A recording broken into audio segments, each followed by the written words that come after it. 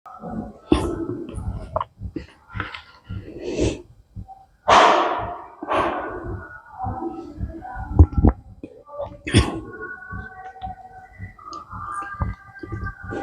शांति।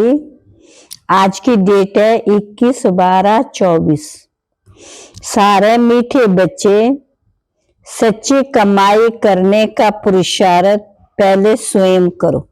पहले बाबा ने कहा खुद करो, फिर अपने मित्र संबंधियों को भी कराओ। Charity begins at home. प्रश्न, सुख अथवा चैन प्राप्त करने की विधि क्या है? बाबा ने आज बताया उत्तर में पवित्रता। जहां पवित्रता है वहां पर सुख चैन है। बाप पवित्र दुनिया सतयुग की स्थापना करते हैं, वहां विकार होते नहीं।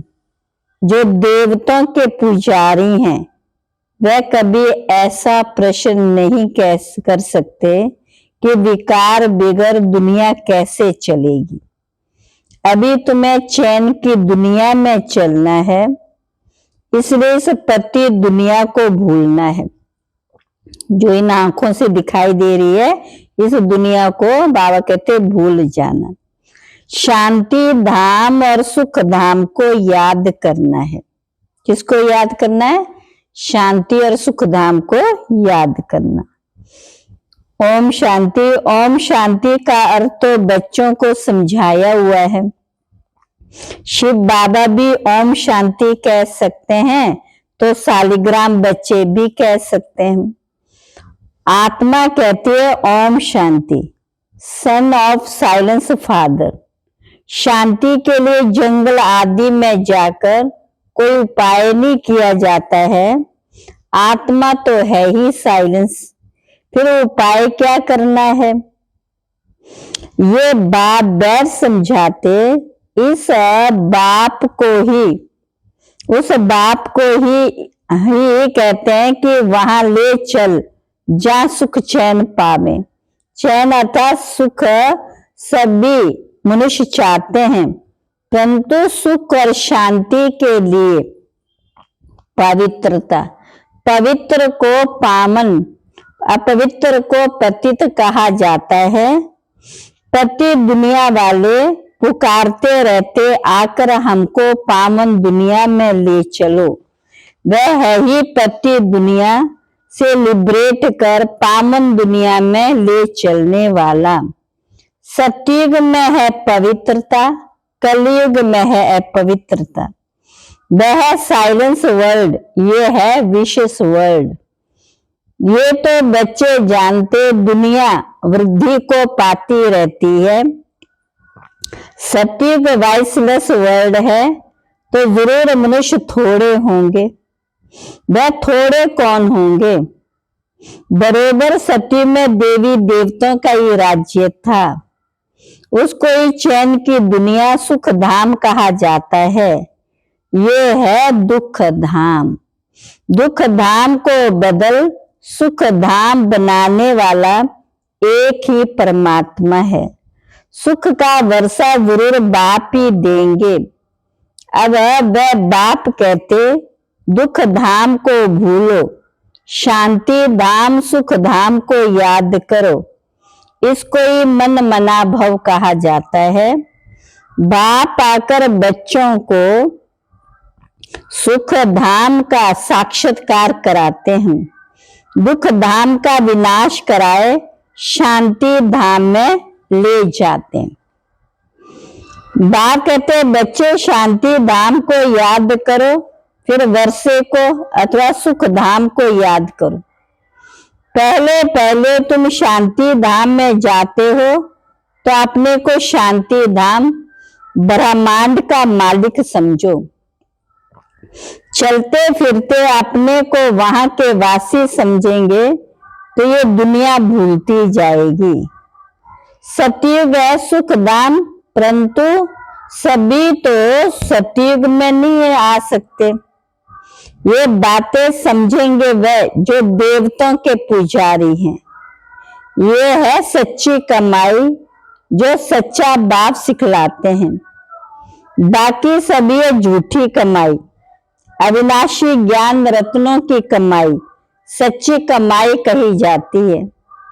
बाकी विनाशी धन दौलत वह है झूठी हमारी का कमाई। द्वापर से लेकर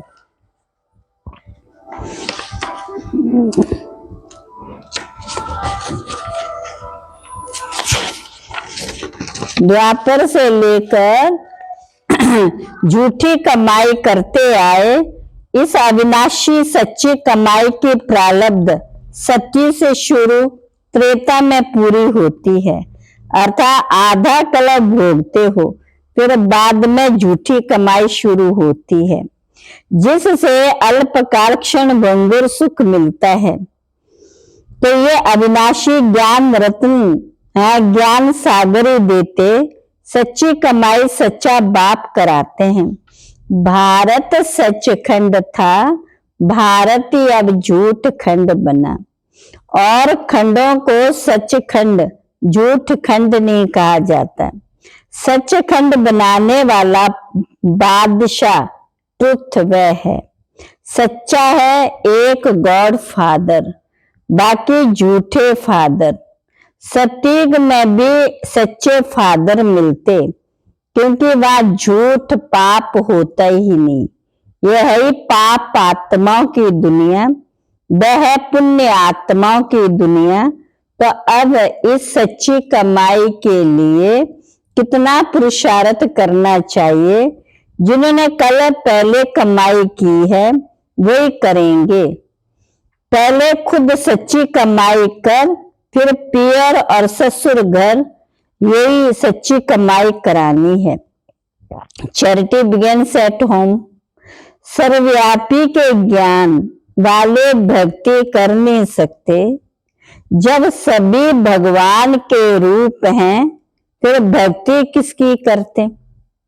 तो इसी दुबन में निकालने में मेहनत करनी पड़ती है। सन्यासी लोग चैरिटी बिगिंस एट होम क्या करेंगे। पहले तो वे घर बार का समाचार सुनाते नहीं। बोलो क्यों नहीं सुनाते, मालूम तो पड़ना चाहिए। बतलाने में क्या है, फलाने घर के थे फिर सन्यास धारण किया, तुमसे पूछें तो तुम झट बतला सकते हैं। सन्यासियों के फॉलोअर्स तो बहुत हैं।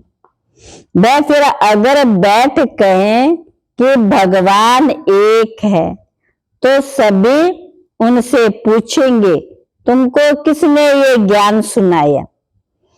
कहें बीके ने, तो सारा उनका धंधा ही खलास हो जाए। ऐसे कौन अपनी इज्जत गवाएगा, फिर कोई खाना भी ना दे। इसलिए सन्यासियों के लिए तो बहुत मुश्किल है। पहले तो अपने मित्र संबंधी आदि को ज्ञान दे, सच्ची कमाई करानी पड़े, इससे 21 जन्म सुख पावे। बात है बहुत सहज, परंतु ड्रामा में इतने शास्त्र मंदिर आदि बनने की भी नोंद है। प्रति दुनिया में रहने वाले कहते अब पावन दुनिया में ले चलो। सतयुग को 5000 वर्ष हुए, उन्होंने तो कलयुग की आयु लाखों वर्ष कह दी है। तो फिर मनुष्य कैसे समझे कि सुख धाम कहाँ है, कब होगा। वह तो कहते महाप्रलय होती है, तब फिर सतयुग होता है। पहले पहले श्री कृष्ण अंगूठा चूसता सागर में पीपल के पत्ते पर आता है। अब कहाँ की बात कहाँ ले गए। अब बाप कहते ब्रह्मा द्वारा मैं सभी वेदों शास्त्रों का सार सुनाता हूँ, इसलिए विष्णु के नाभि कमल से ब्रह्मा दिखाते हैं और फिर हाथ में शास्त्र दे दिए। अब ब्रह्मा तो जरूर यहाँ होगा, सूक्ष्म वतन में तो शास्त्र नहीं होंगे। ब्रह्मा यहाँ होना चाहिए। विष्णु लक्ष्मी नारायण के रूप भी तो यहाँ ही होते। ब्रह्मा ही सो विष्णु बनता, फिर विष्णु सो ब्रह्मा बनता है। अब ब्रह्मा से विष्णु निकलता है, व विष्णु से ब्रह्मा निकलता है। ये सब समझने की बातें हैं, परंतु इन बातों को समझेंगे वह जो अच्छी रीति बाप कहते जब तक तुम्हारा शरीर छूटे तब तक समझते रहेंगे। तुम बिल्कुल बालका बिल्कुल ये 100% बेसमझ कंगाल बन पड़े हो। तुम ही समझदार देवी देवता थे, अब फिर तुम देवी देवता बन रहे हो, थे और अब फिर से बन रहे हैं। मनुष्य तो बना ना सके, मनुष्य तुम सो देवता थे, फिर 84 जन्म लेते लेते एकदम कलाहीन हो गए। क्या हो गए? कलाहीन। तुम सुखदाम में बहुत चैन में थे, अब बेचैन हो। तुम 84 जन्मों का हिसाब किताब बता सकते हो? इस्लामी, बौद्धी, सिख, ईसाई, मंठ, पंथ सब कितना हमारा सैपलिंग लगती है। तो बाबा ने कहा ये हिसाब निकालना चाहिए। स्वर्ग के मालिक तो भारतवासी बनेंगे। तो ये है समझानी, खुद समझ जाए तो फिर पहले पहले अपने माता पिता भाई बहनों को ज्ञान देना पड़े। गृहस्थ वार में रहते कमल फूल समान रहना है। फिर सर्टिफिकेट एट होम, पियर घर, ससुर घर को नॉलेज सुनानी पड़े। धंधे में पहले अपने भाइयों को ही भागीदार बनाते हैं। या भी ऐसे गायन भी एक कन्या वह जो पियर और ससुर घर का उद्धार करे। अपवित्र उद्धार कर नहीं सकते। तब कौन सी कन्या? ये ब्रह्मा की कन्या, ब्रह्मा कुमारी है। या अधर कन्या है, कुंवारी कन्या का भी मंदिर भी बना हुआ है। या तुम्हारे यादगार बने हुए हैं। हम फिर से आए हैं भारत को स्वर्ग बनाने के लिए। ये दिलवाड़ा मंदिर बिल्कुल एक्यूरेट है। ऊपर में स्वर्ग दिखाया, स्वर्ग तो यहाँ ही है। राज्यों की तपस्या भी यहाँ ही है। तो जिनों का मंदिर है उन्हों को ये जानना तो चाहिए ना। अब अंदर जगत पिता, जगत अम्बा, आदि देव, आदि देवी बैठे हैं। अच्छा, आदि देव किसका बच्चा है? शिव बाबा का। अंदर कुमारी, कन्या कुमारी सब राजयोग में बैठे। बाप कहते मन मना भव, तो तुम वैकुंठ के मालिक बनोगे। मुक्ति जीवन मुक्ति धाम को याद करो। तुम्हारा ये संन्यास है, जैनी लोग का संन्यास कितना डिफिकल्ट है। बाल आदि निकालने की कितनी कड़ी रस्म है। यहाँ तो है ही सहज राजयोग। ये है भी प्रवृत्ति मार्ग का।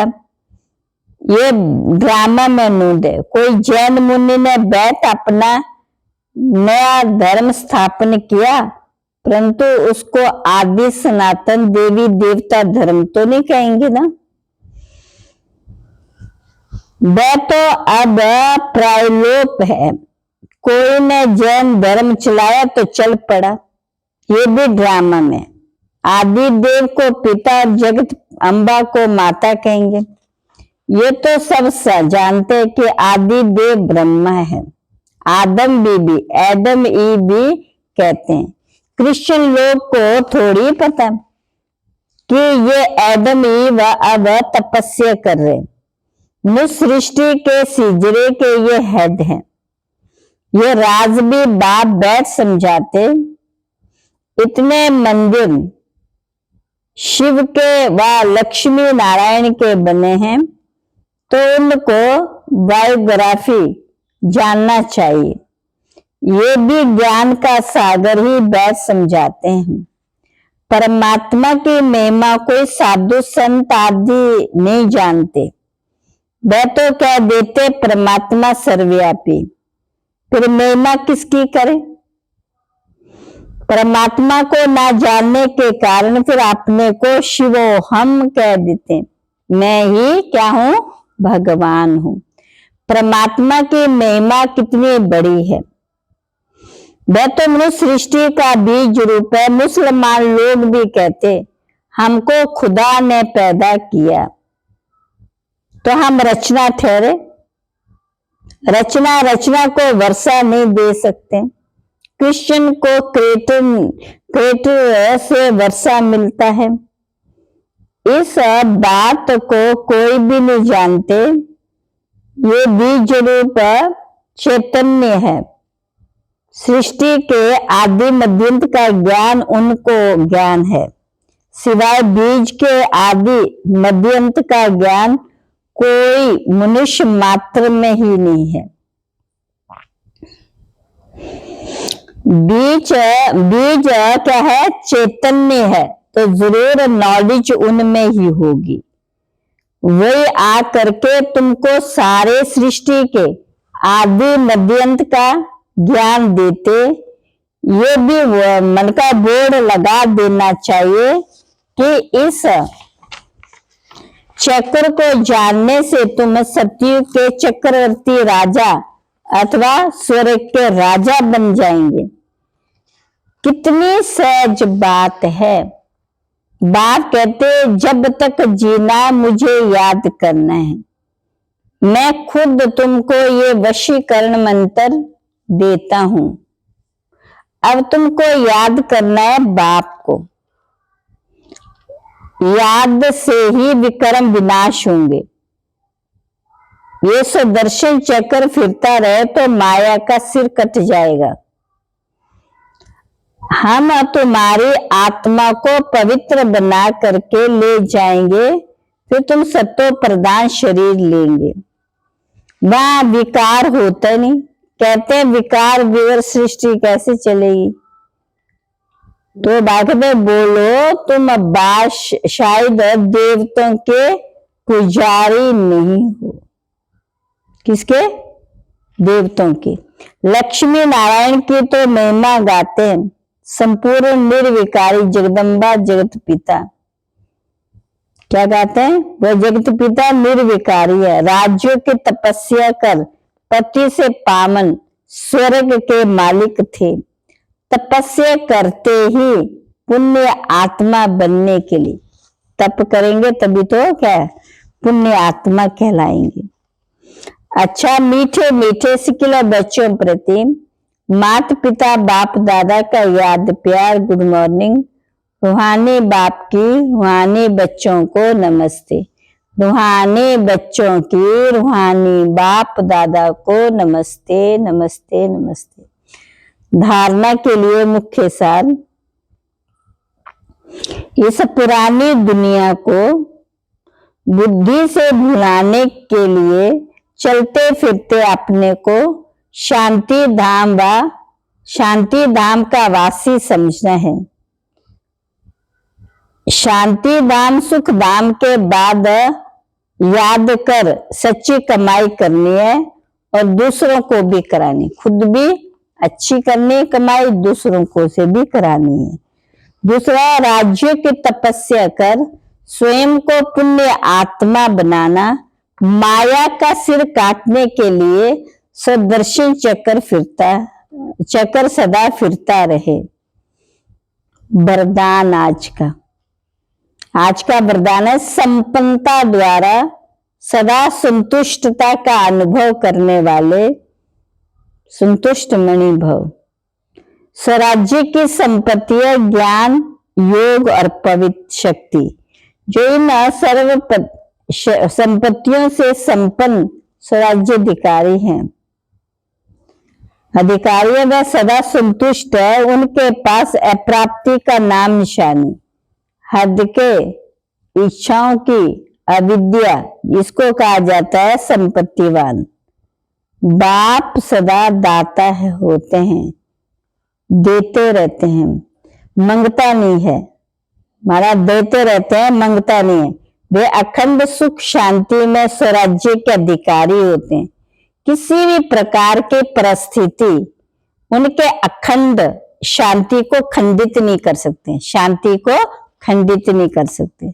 स्लोगन, ज्ञान नेत्र से तीनों कालों और तीनों लोकों को जानने वाले मास्टर नॉलेजफुल है। कौन है?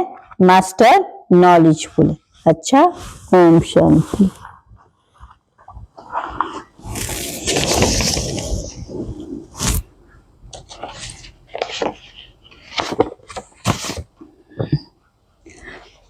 अव्यक्त इशारे, सदा आज्ञाकारी बनकर रहो तो सर्व की दुआएं मिलेगी। उन दुआओं के प्रभाव से दिल व मन सदा संतुष्ट रहेगा। बाहर की संतुष्ट नहीं, लेकिन मन की संतुष्ट है। और मन की संतुष्ट है, ये यथार्थ आज्ञाकारी है, दुआ है, तो सदा स्वयं और सर्व दो लाइट रहेंगे। उनका चेहरा सदा प्रसन्नचित दिखाई देगा। प्रसन्नचित अर्थात सर्व प्रश्नों से न्यारा। क्यों, क्या, कैसे, ये सब ये सब क्या प्रश्न समाप्त हो जाते हैं। प्रश्नों से न्यारा, क्यों, क्या, कैसे, ये सब प्रश्न समाप्त हो जाते। क्यों, क्या के प्रश्न सब समाप्त हो जाते हैं। अच्छा, ओम शांति।